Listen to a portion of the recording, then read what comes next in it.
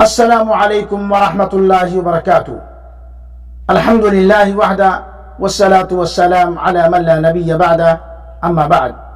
معزز سامعین کرام و ناظرین اعظام، آج کے اس جلسے میں لے کر کے حاضر ہوں پڑوسی کو ستانے والی عورت کا انجام۔ میرے بھائیوں، اللہ کے نبی صلی اللہ علیہ وسلم کی حدیث، ایک پیاری سی حدیث۔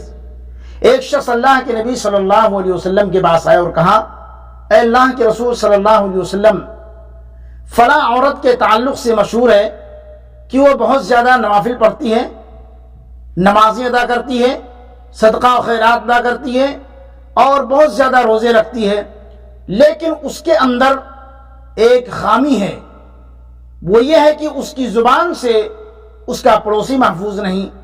تو اللہ کے نبی کریم صلی اللہ علیہ وسلم نے فرمایا کہ وہ عورت جہنمی ہے۔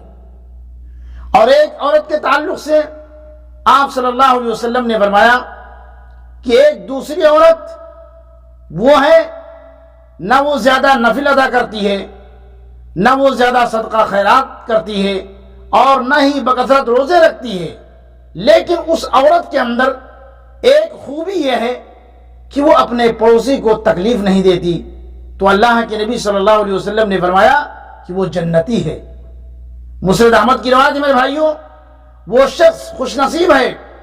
اللہ کے نبی کریم صلی اللہ علیہ وسلم نے فرمایا کہ وہ شخص خوش نصیب ہے کہ جس کو اچھا پڑوسی ملے اور کشادہ گھر ملے اور اچھی سواری نصیب ہو، وہ شخص خوش نصیب ہے۔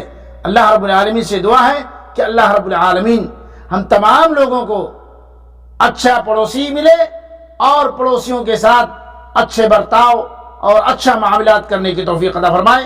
وآخر دعوانا ان الحمد للہ رب العالمین، والسلام علیکم ورحمۃ اللہ وبرکاتہ۔